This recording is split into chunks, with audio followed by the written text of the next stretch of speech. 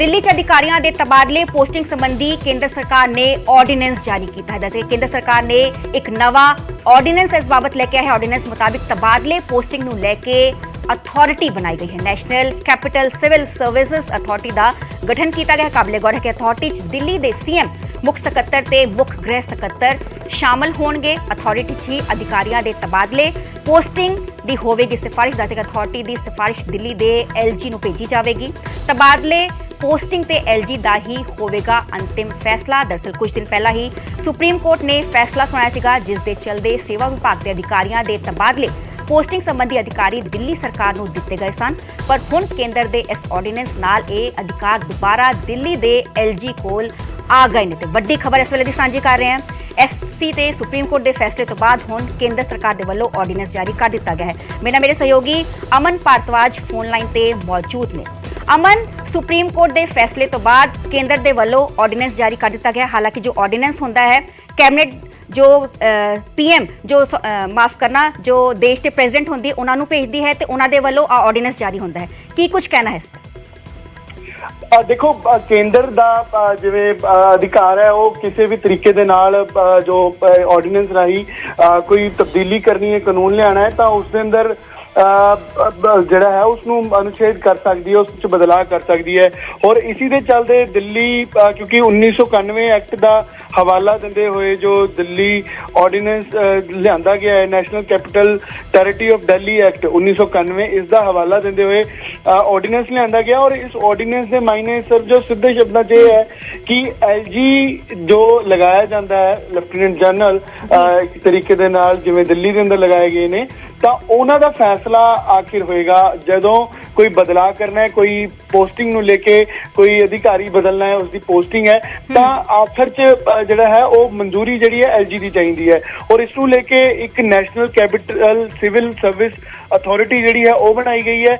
मुख्यमंत्री दिल्ली दे chief secretary है तो होम सैकटरी, ये सिर्फ मैंबर हुण उस कमेटी दे अथॉरिटी दे रहणगे और ये सिफारिश कर सकते हैं कि जे कोई अधिकारी है ग्रुप A दा या डेनिक्स दा जो दिल्ली एंड अंडमान निकोबार जो हैगी है जो कैडर है बेसिकली अफसरां दा, तो उन्होंने अंदर जे कोई ट्रांसफर करनी है या तबादला करना है तो ये सिर्फ सिफारिश कर सकते हैं बतौर मैंबर। और आखिरी फैसला जड़ा है वो LG नूं ही लेना होएगा।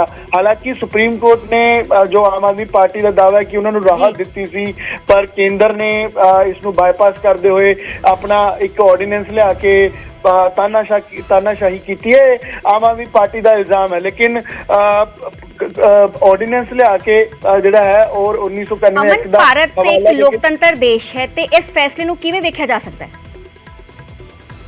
देखो, केंद्र का अधिकार है, जे असीं कहिए कि जे इस अंदर केंद्र सरकार ने ऑर्डिनेंस लिया तो उसका इख्तियार है और उसने कानून का हवाला देके ही इसनूं जिहड़ा है लिया। जे असीं कहिए कि सुप्रीम कोर्ट या हाई कोर्ट जो कोर्ट्स हुंदे ने वो भी कानून मुताबिक ही चलते हैं और कानून जिहड़ा है वो लेजिस्लेचर च ही बनता है। उत्थे लेजिस्लेटिव जिहड़े हुंदे ने जिवें चुने गए विधायक ने MP ने वही कानून बनाते हैं और उसी कानून की पालना अगे हो रही है नहीं हो रही है या उस तो कोई बाहर जा रहा है, इसकी राखी कोर्ट करता है। और एक दूजे नाल जुड़े हुए जरूर ने, लेकिन ये पॉलिटिकल स्टेटमेंट्स सिर्फ जो सुननी है कि लोकतंत्र की हत्या होगी या ये पॉलिटिकल स्टेटमेंट्स सुननी है, पर जो कह सकते हैं कि जे केंद्र सरकार ने कोई फैसला लिता है तो इस तरह नहीं हो सकता कि वो बिना कानून तो लिता होवे या इन आरोपों जो आम आदमी पार्टी आरोप लगा रही है उसनूं देखते हुए लिता गया या कोई पॉलिटिकल फैसला है। हालांकि कोई ना कोई तथ्य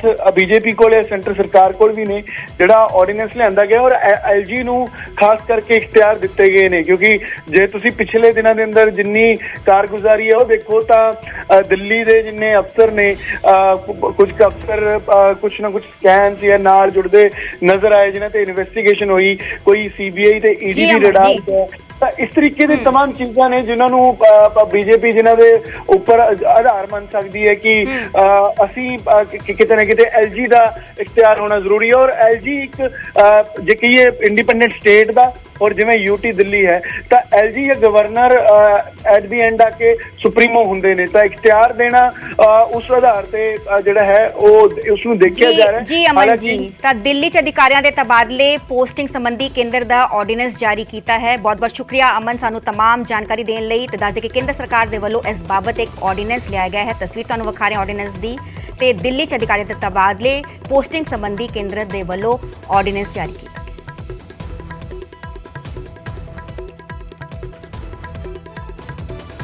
ਕੇਂਦਰ ਦੇ ਆਰਡੀਨੈਂਸ ਤੇ ਦਿੱਲੀ ਸਰਕਾਰ ਨੇ ਹਮਲਾ ਕੀਤਾ ਹੈ। ਆਰਡੀਨੈਂਸ ਨੂੰ ਦੱਸਿਆ ਹੈ ਸੁਪਰੀਮ ਕੋਰਟ ਦੇ ਹੁਕਮਾਂ ਦੀ ਉਲੰਘਣਾ। ਉੱਥੇ ਆਮ ਆਦਮੀ ਪਾਰਟੀ ਦਾ ਕਹਿਣਾ ਹੈ ਕਿ ਸੁਪਰੀਮ ਕੋਰਟ ਦੇ ਹੁਕਮਾਂ ਖਿਲਾਫ ਲਿਆਂਦਾ ਗਿਆ ਹੈ ਆਰਡੀਨੈਂਸ।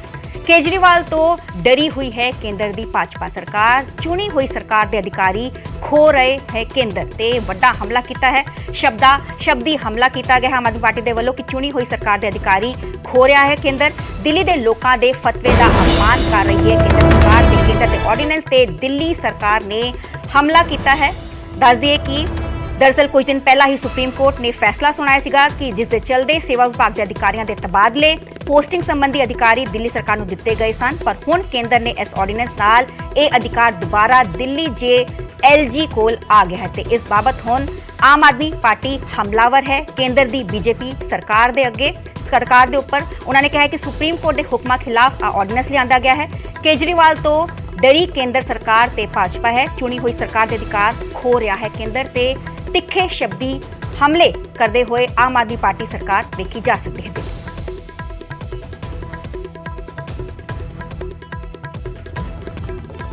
भारत के प्रधानमंत्री नरेंद्र मोदी जी ने एक बार फिर यह साबित किया है कि वो एक तानाशाह है, न लोकतंत्र मानते हैं, न सुप्रीम कोर्ट मानते हैं, न संविधान मानते हैं।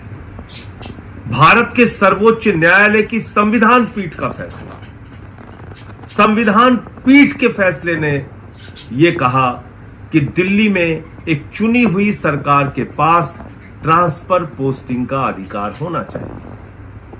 और उस फैसले को 2 दिन भी नहीं हुआ मोदी जी ने बदल दिया एक अध्यादेश के जरिए, एक ऐसे अध्यादेश के जरिए जो भारत के सर्वोच्च न्यायालय के फैसले के खिलाफ है। इतना क्यों डरते हैं केजरीवाल से?